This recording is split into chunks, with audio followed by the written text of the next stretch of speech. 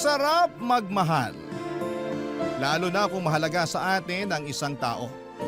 Ngunit mahalaga ring magtira ng respeto para sa sarili dahil masaktan ka man pagdating ng araw, may kakapitan ka pa rin sa kabila ng iyong pagkabigo. Ikaw kabarangay, bigay todo ka rin ba kung magmahal? Dear Papa Dudut, mapagpalang araw po sa inyo at sa lahat ng mga nakikinig ngayon dito sa inyong programa. Tawagin niyo na lamang po ako sa pangalang Helen. 34 years old at taga General Nakar, Quezon. 14 years old pa lamang ako nang ipagbuntis ko ang panganay namin. Nakipagtanan ako noon sa boyfriend kong si Bart. Tutol po sa pagsasama namin ng mga magulang ko dahil masyado pa raw kaming mga bata. Pero wala na silang nagawa noong malaman nilang buntis ako, Papa Dudut. Nagpakasal kami ni Bart sa Huwes pagtungtong ko sa edad na 18. Sa pagsasama namin sa loob ng 2 dekada ay nagkaroon kami ng isa pang anak. Babae ang panganay ko at lalaki naman ang bunso namin. Papa Dudut, sa loob ng 2 dekada kalahati noon ay nasa Brunei si Bart dahil sa trabaho niya. Driver po siya ng isang mayamang pamilya doon at minsan lang talaga siyang makauwi. Pinapayagan naman siya ng amo niya na umuwi 3 beses sa isang taon kaya nagkakasama-sama pa rin kami ng mga anak namin. Hindi po yun naging madali para sa akin dahil madalas kong nami-miss ang asawa ko. Kahit na mga anak namin ay nangungulila rin sa kanilang ama na hands-on talaga sa kanila noong hindi pa nag-iibang bansa. Pero sa ganong sitwasyon ay ipinapaunawa ko sa mga anak ko na mas malaki ang sweldo ng kanilang ama kung sa ibang bansa ito magtatrabaho. Tungkol naman sa pagsasama namin ay wala namang kaming naging problema kahit na LDR kami. Loyal ako sa asawa ko at ganon din siya sa akin. Pero unti-unting nayanig ang paniniwala kung okay lamang kami nang may makarating na balita sa akin, Papa Dudut.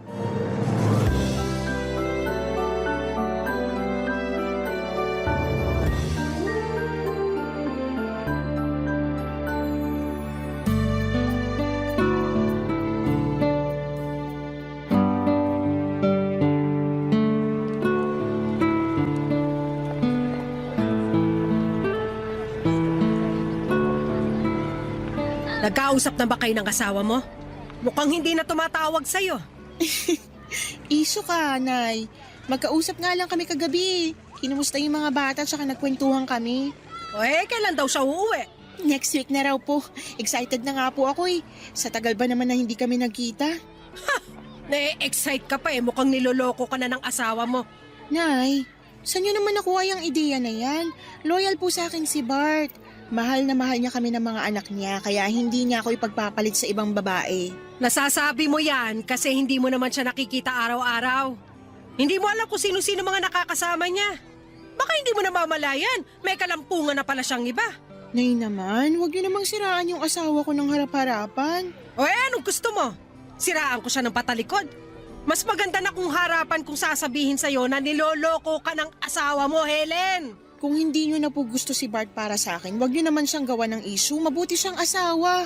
Hindi naman siya pumapalya sa pagpapadala at sa pangungumusta sa aming mag-iinan niya eh. Baka medyo nakukonsensya pa kaya nangungumusta. Kung sa pagpapadala naman, hindi mo dapat ipagpasalamat yun. Kasi may responsibilidad siya sa inyo, lalo na sa mga anak mo. Teka lang po, Nay. Bakit niyo po ba nasasabi yan? Hindi ba't sinabi sa'yo ng asawa mo na sa susunod na linggo pa siya uuwi? 2 araw na siya rito sa Pinas. Ano po?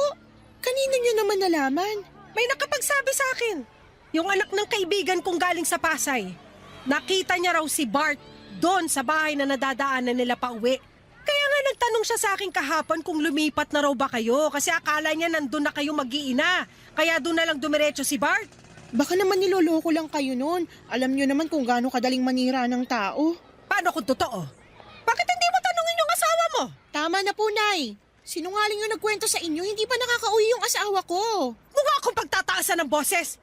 Kung ayaw mong maniwala sa sinasabi ko, bahala ka! Pero kapag ikaw na mismo nakahuli sa pagsisinungaling ng asawa mo, huwag mong ipapakita sa akin yung pag-iyak mo! Ang kulit niyo naman po kasi, Nay. Hindi nga po nagloloko yung asawa ko. Kung gusto niyo, tatawagan ko siya ngayon habang kaharap ko pa kayo. Wag na! Mas mabuti kung kakausapin mo siya kapag nandito na siya.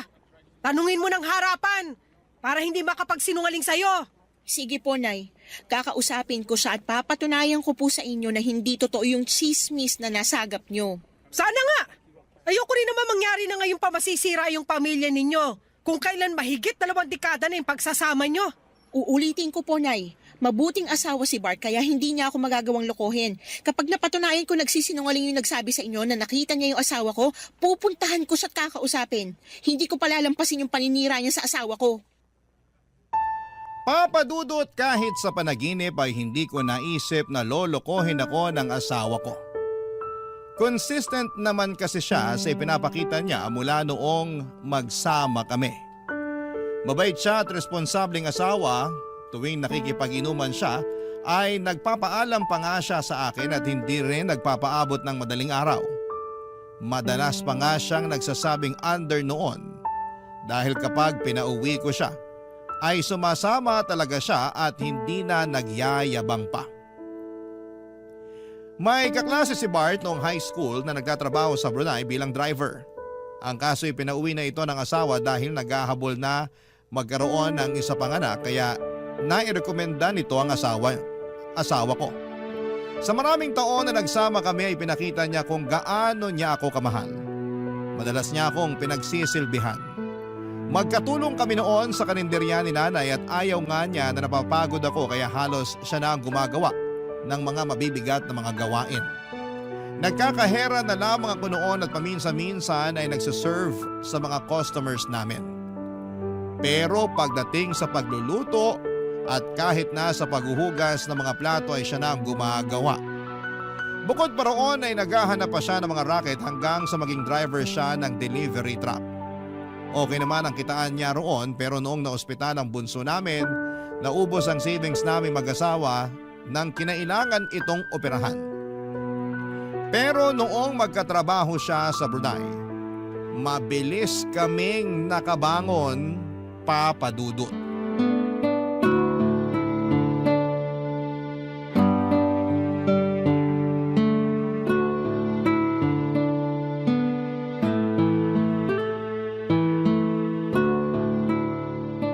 Mahal, na-miss kita sobra. Tagal naman kasi nating hindi nagkita. Nandito na ako. At habang nandito ako, babahawi ako sa inyo ng mga bata. Nasaan nga pala sila? Nasa school pa, may pasok sila ngayon eh. Oo nga pala. Sinabi mo ba na ngayon ako darating? Siyempre hindi. Gusto mo silang isorpresa, 'di ba? Oo, miss na miss ko na sila eh. Lalo na yung bunso natin. Tagal na nag-aaya na maglaro kami ng basketball. Siguradong matutuwa yun mamaya kapag nakita ka niya. Nga pala, kamusta si nanay? Nakasalubong ko siya kanina dyan sa labas ah. Binati ko pero hindi ako pinansin. Galit pa siya sa akin? Ha? Baka bad mood lang yun si nanay. Pagpasensyahan mo na. Nakakapanibago lang kasi. Dati naman, kinukumusta niya pa ako tuwing nagkikita kami sa labas. Ay nako, kakausapin ka rin ni nanay. Wrong timing ka lang talaga. Teka, kumain ka na ba? Oo, kumain na ako kanina. Ikaw, kamusta ka naman? Hindi ka ba nahihirapan sa mga gawain dito? Sus, makapangumusta ka naman. Parang hindi tayo nag-uusap sa video call.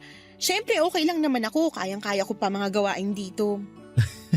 Bakit parang nakukulangan ka pa? Yun na nga. Nakukulangan din ako kaya parang kailangan ko na ng bagong aalagaan. Total, nandito ka na. Anong ibig mo sabihin? Mahal, gusto ko na ulit magbuntis. Ano? Gusto ko ng isa pang anak.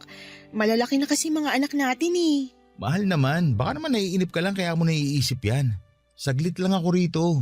Sino sasama sa'yo tuwing may check-up ka? O kaya pag nanganak ka na? Nandito naman si nanay. Pwede niya akong samahan. Tsaka siya rin naman yung nag-aasikaso sa akin nung nanganak ako, di ba? Oo, pero busy na si nanay sa karinderya. Nakakaya naman kung maaabala pa siya. Baka sabihin niya pa, ako yung asawa mo pero hindi man lang kita masamahan.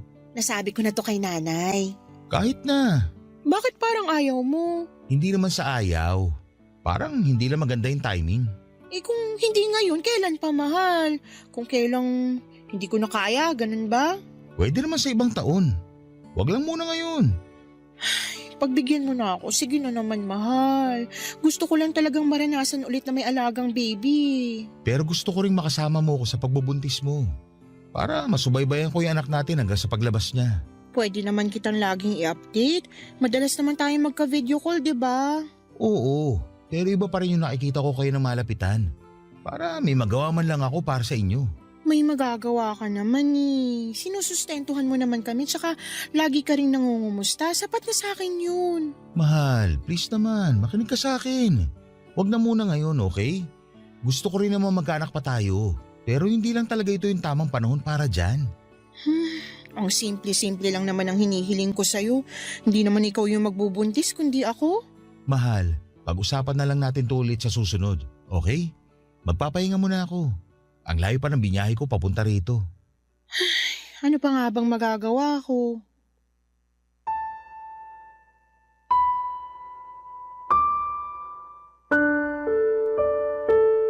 Papadudot na gulat ako sa hindi pagpayag ni Bart na magkaroon kami ng anak. Samantalang siya pa ang humihiling sa akin na sundan na ang bunso namin noong huling uwi niya rito sa Pilipinas.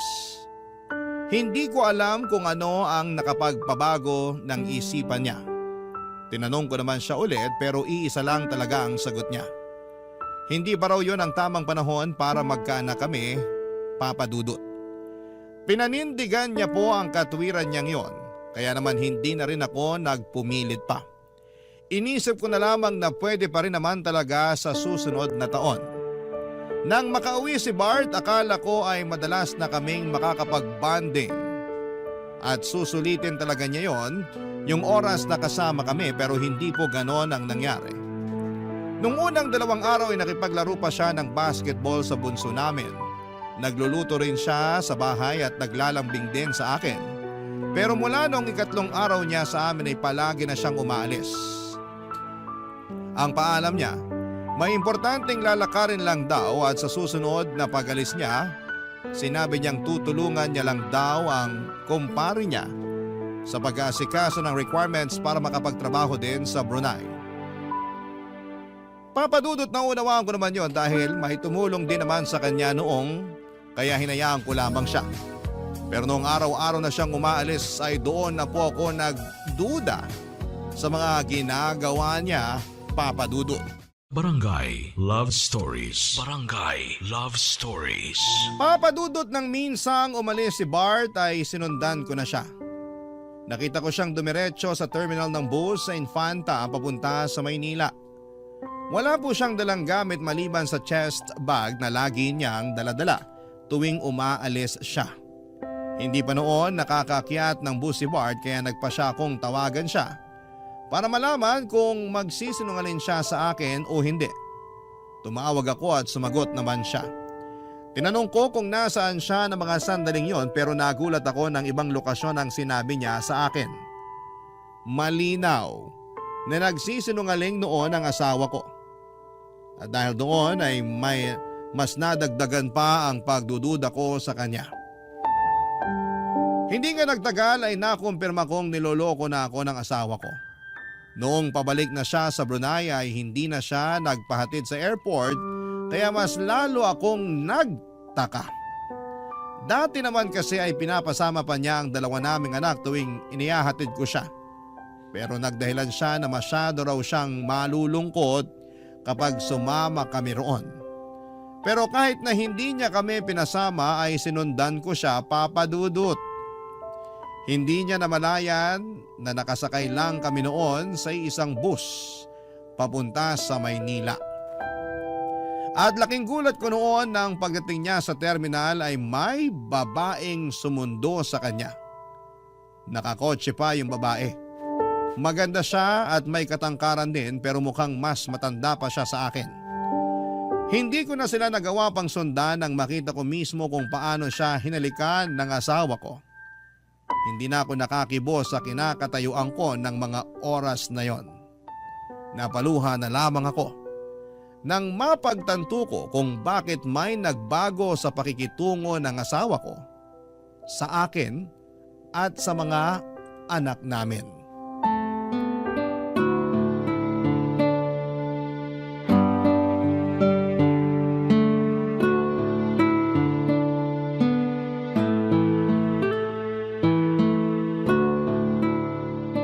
Mahal, kumusta yung biyahe mo pa Maynila? Okay naman. Safe naman ako nakarating dito sa airport. Sa airport? Sana nga, sinama ko kayo eh. Ngayon pa lang, namimiss ko na kayo ng mga anak ko. Talaga? Oo naman, mahal. Bakit parang hindi ka naniniwala? May dahilan ba para hindi ako maniwala sa'yo? Ano ba yung pinagsasabi mo? Siyempre wala. Sigurado ka? Mahal, ano ba to? Parang iba na yung tono mo ah. May gusto ko ba sabihin sa akin? Wala. Wala, pero ganyan ka naman makipag-usap. Ikaw, wala ka bang sasabihin sa akin? Ay, mahal. Pwede bang diretsahin mo na lang ako? Ang hirap kasi ng ganito na parang manguhula pa ako kung bakit ka nagkakaganyan. Nasaan ka ngayon? Nandito sa airport. Pwede bang mag-selfie ka ngayon? Ha? Maraming tao rito. Nakakahiya. Kailan pa naging nakakayang mag-selfie sa airport? Ginagawa mo naman yan dati ah. Mahal naman. Ano bang mahirap sa hinihiling ko sa'yo? Selfie lang naman, 'di ba? Hindi kasi pwede. Bakit hindi pwede? Baka naman kaya ayaw mo kasi wala ka naman talaga sa airport. Paano mo naman nasabi yan? Pwede ba? Huwag ka nang magmaang-maangan. Akala mo ba hindi ko malalaman na next week pa talagang flight mo? Ano? Hindi ka makasagot kasi totoo yung sinasabi ko? Oo, totoo. Wala rin naman point kung magsisinungaling pa ako. Wala ako sa airport. Nandiyan ka sa babae mo, di ba? Kailan mo pa ba ako niloloko, ha? Kailan pa kayo ng babae mo? 5 taon na. 5 taon? Ganong katagal na kayo magkarelasyon? Bart naman! Paano mo nagawa sa akin to? Mahal, pasensya ka na. Kinailangan ko lang kasing gawin to. Kailangan ko ng tulong niya para magkaroon ng trabaho sa Brunei. Tinulungan ka naman ng kaibigan mo, di ba? Ano pa yung tulong na sinasabi mo? Nagsinungaling ako sa'yo noon. Totoong tinulungan ako ng kaklase ko nung high school. Pero nabankrupt yung amo ko. Nagbawas na siya ng mga driver nila. At isa ako sa natanggal kasi ako lang naman yung Pinoy doon. Hindi ko na alam yung gagawin ko noon, mahal. Buti na lang, ipinakilala sa akin ng kaibigan ko si Angelica. Siya yung tumulong sa akin para magkaroon ng panibagong trabaho sa Brunei. Marami siyang kilala na makakatulong sa akin. Kaya may napasukan kaagad ako noon. Kaya ba pati yung Angelica na yun, pinasukan mo na rin? Mahal naman. Intindihin mo naman ako. Para sa inyo rin naman itong ginagawa ko. Hindi ko lang talaga sinabi sa'yo na natanggal ako sa trabaho kasi ayoko ma-stress ka pa. Saka ayoko rin umuwi nang wala man lang sapat na ipon. Ngayong may ipon na tayo, hindi mo na kailangan makisama sa babae mo. Umuwi ka na rito. Mahal, hindi talaga pwede. Please naman, unawain mo naman ako ngayon. Anong gusto mong gawin ko, ha? Tanggapin na lang na may kahati ako sa'yo, ganun ba? Hindi naman magtatagal to, mahal. Pansamantala lang to. Ikaw pa rin yung mahal ko. Kayo pa rin yung pamilya ko. Kaya sana, pagbigyan mo na muna ako ngayon. Alam mo, hindi ko alam kung paano mo pa nasasabi sa akin yan ngayon. Hindi ka pumayag nung sinabi ko sa'yo na gusto ko magbuntis ulit. Tapos ngayon, malalaman ko na may kabit ka pala. Ano gusto mo maramdaman ko? Dapat ba hindi na lang ako masaktan kasi mahal mo naman kami ng mga anak mo? Niloko mo na nga ako eh. Huwag mo naman akong gawin tanga. Papadudot dahil sa galit ko ay napilitan si Bart na bumalik at ilaan sa amin ang natitira pa niyang 1 linggo dito sa Pilipinas. Harap-harapan niyang inamin ang naging affair nila ni Angelica. Kahit daw nasa Brunei siya ay madalas pa rin silang magkasama. Sobrang sakit noong nalaman ko lahat-lahat ng panluloko sa akin ng asawa ko. Kahit na sinabi niyang ginawa niya yon para sa amin, ay hindi ko pa rin matanggap na sa tinagal-tagal ng pagsasama namin ay matagal na rin pala niya akong niloloko. Pero kahit gaano kasakit ang ginawa niya, nagdesisyon ako na inihim yon sa mga anak namin. Nagpanggap kami na walang problema dahil ayokong maapektuhan sila. Lalo na't pareho pa silang nag-aaral.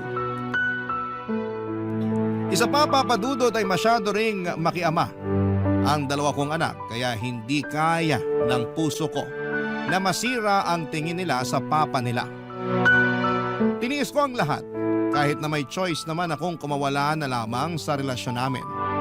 Sa madaling salita ay pumayag ako na may kahati ako sa asawa ko. Pumayag rin ako na magsama sila sa Brunei. Ang kapalit naman noon ay hindi nagkulang sa sustento sa amin si Bart. Palagi rin siyang tumatawag para kumustahin ang mga anak namin. Sa madaling salita ay walang nagbago sa amin. Kahit pa alam ko na may kabit siya, Papa Dudut.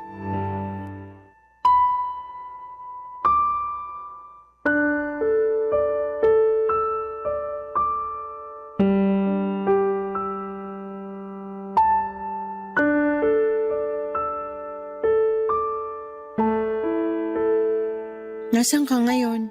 Nandito ako sa kwarto ko. Bakit hindi mo kasama ngayon yung babae mo? Hindi mo ba siya namimiss? Pwede bang wag na natin siya pag-usapan? Bakit hindi? Parte na rin naman siya ng buhay natin, di ba? Pinagsasabay mo kami kaya masanay ka ng palagi ko siyang binabanggit. Mahal naman. Kayo pa rin yung pamilya ko kahit nagsasama na kami ni Angelica. Nabuksan ko yung Facebook account mo at nabasa ko yung conversation yung dalawa. Akala ko ba, kailangan mo lang siya. Bakit may I love you ka na sa kanya? Umamin ka nga sa akin. Mahal mo na ba siya? Oo, mahal ko na rin si Angelica. Sa 5 taon na magkasama kami, imposible namang wala akong maramdaman. Kaya ba wala ka ng balak na hiwalayan siya? Wala naman ako sinasabing ganun. Ang ibig ko sabihin, hindi ganun kadali na hiwalayan siya gaya ng gusto mo. Isipin mo naman yung pinagsamahan natin. 22 years, Bart! Sasayangin mo lang yan para sa Angelica na yon. Wala naman kayong anak kaya wala kang responsibilidad sa kanya. Mas matagal mo akong nakasama. Isipin mo naman yun. Alam ko naman lahat ng yan at hindi ko rin nakakalimutan. Sinabi ko naman sa'yo, di ba? Mahal na mahal pa rin kita. Pero hindi pwedeng dalawa kaming mahal mo. Hindi pwedeng dalawa kami na inuuwian mo. Naiintindihan mo ba? Kaya darating pa rin ang araw na kakailanganin mong pumili sa amin. At alam mong hindi ako papayag na hindi kami yun. Kayo pa rin ang pipiliin ko, alam mo yun. Pero hindi ko pwedeng gawin yan ngayon kasi hindi pa nakakatapos yung mga anak natin. Ano ibig mong sabihin? Makikipagrelasyon ka sa ibang babaeng yun sa loob ng maraming taon? Sa gusto mong mangyari, imposibleng hindi ka makabuo ng pamilya sa kabit mo. Tapos kakalimutan mo na kami kasi may bago ka na. Sabihin mo na lang kung ayaw mo na talaga sa akin kasi maghahanap na rin ako ng iba. Mahal, huwag ka namang ganyan. Mahal na mahal kita. Huwag mo naman ako ipagpalit sa iba. Ang kapal naman ng mukha mong sabihin niya sa akin samantalang ikaw yung naunang mga liwa. Usa siyang dumating. Hindi ko siya hinahanap kaya ibang kaso yun. Ah, ganon. Kaya tuwing may bagong darating, tatanggapin mo na lang. Si Angelica lang yung babae ko, okay? Wala nang iba. Dapat ba akong matuwa na wala nang iba? Lintik naman, Bart. Nagpapakamartir na nga ako rito para lang magmukha pa rin buo yung pamilya natin at hindi masira yung imahe mo. Tapos ganyan pa yung maririnig ko mula sa'yo. Ano bang gusto mong gawin ko para maniwala kang kayo pa rin ang pipiliin ko? Anakan mo ko. Yun lang ang gusto kong mangyari. Wala na akong pakialam kahit magsama kayo ni Angelica. Sige, payag na ako. Pagka-uwi ko ng Pilipinas, sisiguraduhin ko na magkakaanak ulit tayo. Tungkol naman sa sustento, kailangan mo ring dagdagan yun at hindi ka pwedeng pumalya. Wala tayong magiging problema pagdating sa sustento. Hindi ako magkukulang sa inyo. Mabuti kung ganun. Pero sana, wag mo na akong pilitin makipag-hiwalay kay Angelica. Hihiwalayan ko siya kapag natapos na yung mga anak natin sa pag-aaral. Pero sa ngayon, magiging patas ako sa inyo.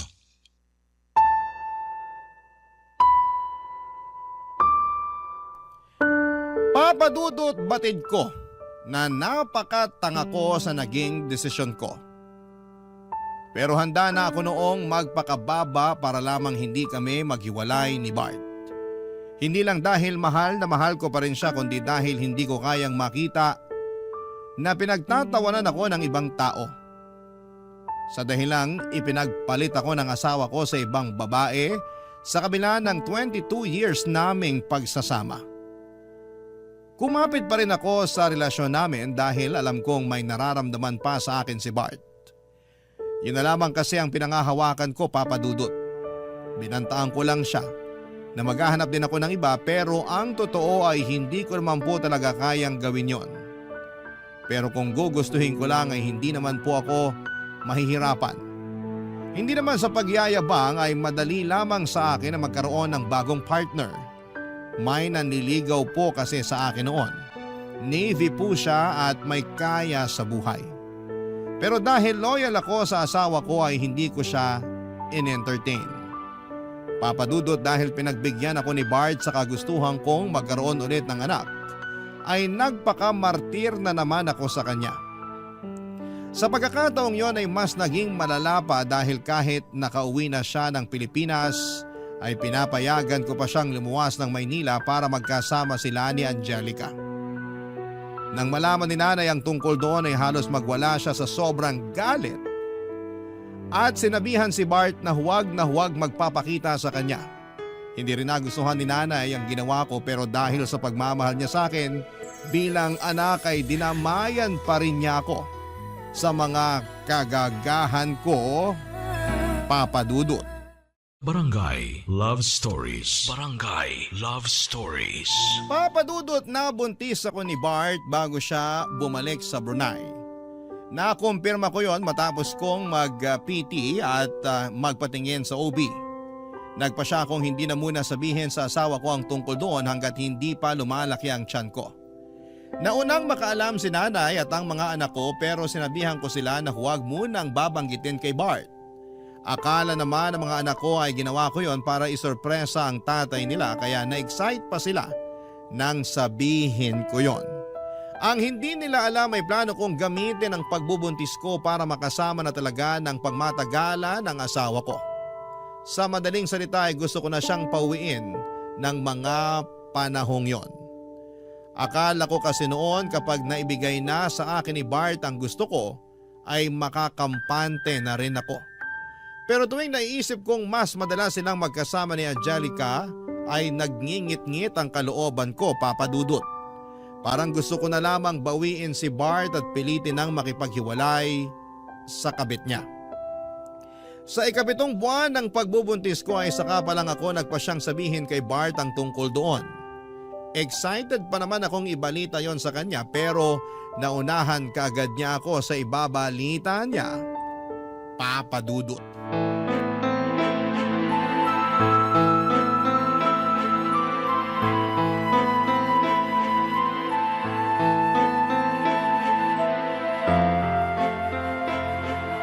Anong sinabi mo? Tama ba yung narinig ko? Buntis si Angelica? Oo, mahal. Kahapon ko lang nalaman. 3 buwan na raw. Hindi siya pwede mabuntis! Alam ko magagalit ka pero mahal, nandito na to eh. Hindi naman kaya ng konsensya ko kung ipalalaglag namin yung bata. Saka gusto na rin ni Angelica na magkaanak na kami. Tapos ano? Kasal na yung susunod niyang hihilingin sa'yo. Ang kapal naman ng mukha ng babaeng yan. Ganun na nga yung gusto niya mangyari. Gusto niya na magpakasal kami. Hindi ako papayag. Alam ko, hindi naman ako magpapakasal sa kanya. Pwede naman ako magdahilan na lang sa kanya na hindi basta-basta ang proseso ng annulment. Kung sasabihin mo yan sa kanya, parang pinaaasa mo pa siya. Ipakausap mo siya sa akin. Baka kailangan mo na ipamukha sa kanya kung anong lugar niya sa buhay mo. Hindi naman mangyayari yun eh. Sinabi mo rin sa akin noon na kami yung pipiliin mo, pero anong ginawa mo, ha? Binigyan mo pa siya ng dahilan para itali ka niya. Binuntis mo pa. Huwag ka na magalit, please. May usapan naman tayo, di ba? Nabubuntisin kita para magkaroon ka na ulit ng aalagaan. Hayaan mo pagbalik ko. Malapit na akong manganak, Bart. Anong ibig mo sabihin? Buntis ka rin? May mga anak bang hindi buntis? Pero bakit ngayon mo lang sinabi sa akin? Kasi gusto ka naming isorpresa ng mga bata. Pero wala eh. Sa ganitong pagkakataon mo pa nalaman, inunahan mo ko kaagad ng balitang na buntis mo na yung kabit mo. Pasensya ka na. Kung alam ko lang... Kung alam mo lang ano, may gagawin ka ba para mapasaya ko ngayon? Ano bang gusto mo, mahal? Hiwalayin mo si Angelica. Pero... Wala nang pero. Ang tagal ko nang nagtiis na may kahati sa'yo. Hiwalayan mo siya kung gusto mo pang makasama yung bago nating anak. Pwede bang saka na lang kapag nanganak na siya? Baka kasi kung ano pa maisipan niyang gawin kapag ngayon pa ako nakipag-iwalay sa kanya. Kawawa naman kung matadamay pa yung inosenteng bata. Siguraduhin mo lang natutuparin mo na yan, Bart. Kasi kung hindi, mapipilitan talaga ako na ilayo sa'yo tong anak mo. Pangako, totoo na to. Kamusta pala yung baby natin? Nakakapagpa-check up ka ba? Sinong kasama mo sa pagpunta sa doktor? Si nanay. Siya naman talaga nag-aasikaso sa akin noon pa. Kunwari ka pang hindi mo alam. Pasensya ka na kung wala na naman ako sa tabi mo. Sanay na ako. Kaya hindi mo na kailangang humingi ng pasensya. Lalaki ba yung anak natin? Oo. Talaga? May naisip ka na ba ipapangalan sa kanya? Wala pa. Pwede bang ako na lang magpangalan sa kanya? Hindi mo na kailangang hilingin sa akin yan kasi ikaw naman yung ama nitong dinadala ko. Sige, mag-iisip ako ng ipapangalan sa bunso natin. Sana pag-isipan mo rin yung pag-uwi mo rito sa panganganak ko. Mahal, alam mo naman na hindi ako basta-basta makakauwi, hindi ba? Baka naman ayaw mo lang talaga. Yan ka na naman eh. Basta, titingnan ko. Pero kung sakaling hindi ako makakauwi, pahingi ako ng mga picture ni baby pagkapanganak mo sa kanya. Kahit yun lang, mahal.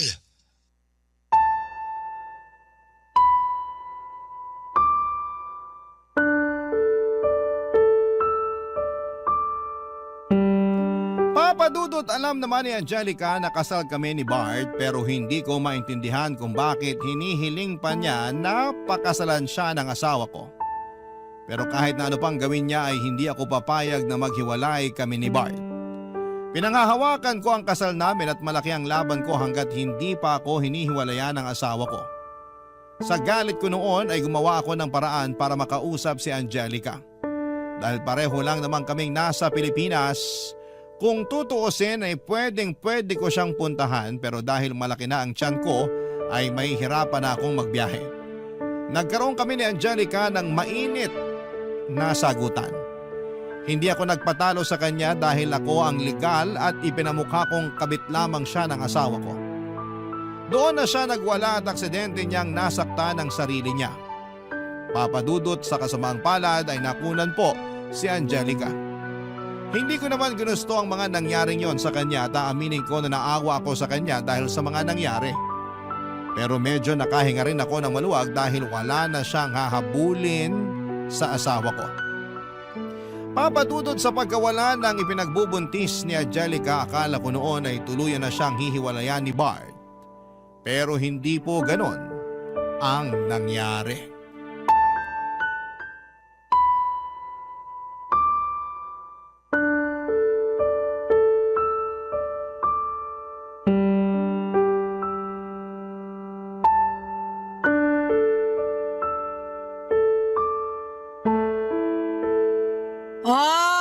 Anong sinabi ko sa'yo? Nung una pa lang, sinabihan na kitang niloloko ka ng asawa mo pero ayaw mo maniwala. Ipinagtatanggol mo pa siya. O tapos ngayon ano? Ginawa ka lang niyang tanga. Oo na po, Nay. Tanga na ako kung tanga pero mahal na mahal ko po si Bart. Ama pa rin siya ng mga anak ko. Ama siya ng batang nasa sinapupunan ko ngayon. Kaya hindi ako papayag na maghihiwalay kami dahil sa Angelica na yun. Ako lang dapat yung mahal niya, Nay. Ako lang. Kahit hindi ka pumayag na maghiwalay kayo, kung hindi ka na kayang panindigan ng asawa mo, wala na ring silbi ang pagpapakamartir mo. Ano bang kailangan kong gawin para matauhan ka? Masyado mo nang ibinabay ang sarili mo para lang sa isang manlolokong asawa? Pero, Nay, kahit naman niloko niya ako, hindi pa rin niya kami pinabayaan.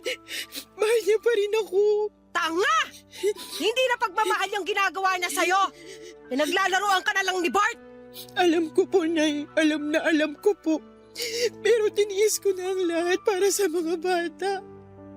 Ayoko malaman nila na hindi na kami maayos ng papa nila. Ayoko ring malaman na may ibang babae si Bart kasi baka mawala yung respeto nila sa kanya. Naririnig mo ba yung sarili mo? Helen naman! Kaya ka biniyayaan ng utak para gamitin mo sa mga desisyon mo sa buhay at hindi para magpakatanga lang sa isang lalaki. Kung ako yung mga anak mo, kapag nalaman kong ganyan kakamartir, baka mawalan na rin ako ng respeto sa'yo.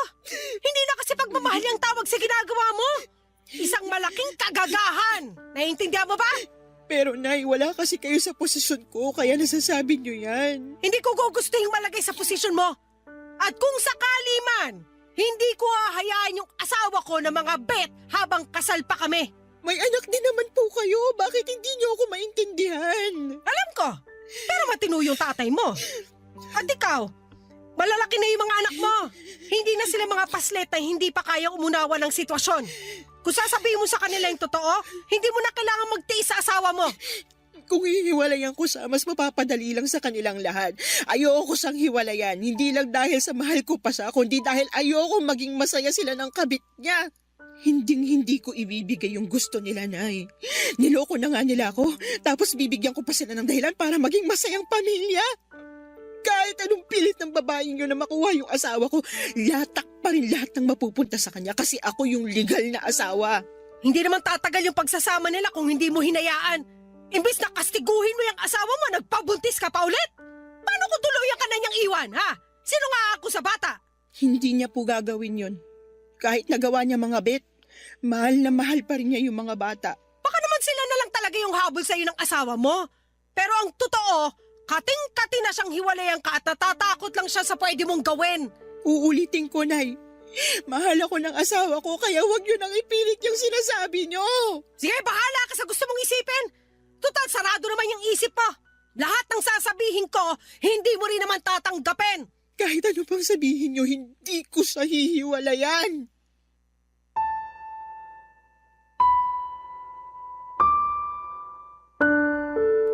Papadudod sa kabila ng mga nangyari kay Angelica ay nakumpirma kong nagsasama pa rin sila ni Bart at wala talaga siyang balak na hiwalayan nito. Hindi nga nagtagal ay hiniling na rin niya papadudot na maghiwalay kami. Tama si nanay. Mga bata na lang talaga ang habol sa akin ng asawa ko. Nangako naman siya na hindi siya magkukulang sa suporta niya sa mga bata. Lalo na sa batang nasa sinapupunan ko sa ngayon. Humihiling siya ng annulment at willing daw gumastos si Angelica para doon. Pero hindi ako pumayag. Hinayaan ko silang magsama gaya ng gusto nila pero hindi ko hinayaang mawala sa akin ang titulo bilang legal na asawa. Batid kong mas lalo ko lang ginagawang komplikado ang sitwasyon namin. Pero ayoko magmukhang talunan kay Angelica. Kaya nangako ako na hanggat nabubuhay ako ay mananatili pa rin siyang kabit ng asawa ko. Hanggang sa ngayon ay hindi pa rin alam ng mga anak ko na sira na ang relasyon namin ng tatay nila. Kaya gusto ko sanang samantalahin ang pagkakataong ito para makahingi ng payo sa mga tagapakinig ng inyong programa, Papa Dudut.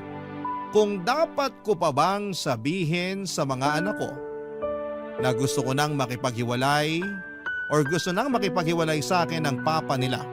At kung tama ba na hindi ko hiwalayan si Bart kahit desidido na siyang sumama sa kabit niyang si Angelica. Sa ngayon ay hanggang dito na lamang po muna, Papa Dudut, ang kwentong ibabahagi ko at maraming salamat po sa pagbabahagi nito, Papa Dudut. At gayon din sa lahat ng bumubuo ng Barangay LS. God bless and more power sa inyong programa. Ang inyong forever kapuso at ka-barangay, Helen. Barangay Love Stories. Barangay Love Stories. Nalilito pa rin sa life ang ating kabarangay. Ano kaya ang maipapayo mo sa kanya? Ibahagi mo yan sa ating comment section para mabasa rin niya. Nagustuhan ng iyong napakinggan? Ituloy yan via live stream sa www.gmanetwork.com/radio.